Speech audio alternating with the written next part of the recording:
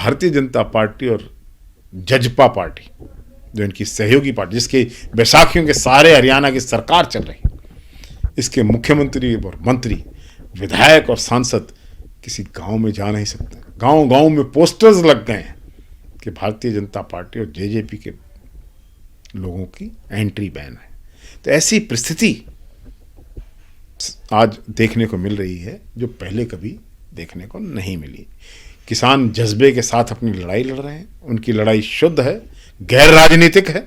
ठीक है, राजनीतिक दलों का समर्थन है, विचारधाराओं का समर्थन है, लेकिन उन्होंने अपने मंच पर किसी राजनीतिक व्यक्ति को कभी आने नहीं दिया और वो अपने विशुद्ध किसान आंदोलन को चला रहे हैं और निरंतर ये आंदोलन बढ़ रहा है, सरकार आंख बंद किए हुए। देखिए, चौधरी देवीलाल की विरासत पर इस परिवार ने बहुत लंबी राजनीति हरियाणा में की है, कई बार सत्ता प्राप्त की है। चौधरी देवीलाल के सामने सर झुकता है, बड़े बड़े किसान नेता भी थे, देश के बड़े नेताओं में शुमार थे, हरियाणा के मुख्यमंत्री भी रहे। लेकिन उनकी विरासत, जिनका ये दम है कि उनकी दावा है कि उनकी रगों में चौधरी देवीलाल और किसान का खून बह रहा है, जो किसान के खून से मिलता है। आज किसानों पर गोली चले, लाठी चले, पानी कैनन चले, सर्दियों में किसान बैठे हैं, लेकिन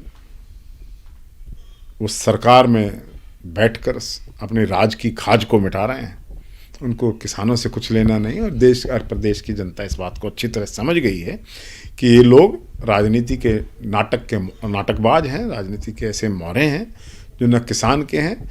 और आज अगर चौधरी देवीलाल जिंदा होते तो अपने इन वंशजों के बारे में, जैसे उन्होंने पहले भी एक बार कहा था कि ये मेरे वंशज नहीं हैं, मेरे पुत्र नहीं हो सकते हैं, उन्होंने कह दिया था, तो साफ गुत। तो वो आज की परिस्थिति अगर देखते तो आज कहते कि ये व्यक्ति मेरे वंशज होने के काबिल नहीं। देखिए, अभय चौटाला राजनीतिक नौटंकी कर रहे हैं। पहले जो इस्तीफा भेजा गया था विधानसभा द्वारा, कंडीशनल था, मैं विधानसभा का अध्यक्ष रहा हूं। कंडीशनल रेजिग्नेशन ना स्वीकार हुआ करते हैं, ना उनका कोई वैल्यू हुआ करता है। और आज अभय चौटाला ने जो कुछ किया है वो भारतीय जनता पार्टी के इशारे पर उनसे मिलके हुआ है।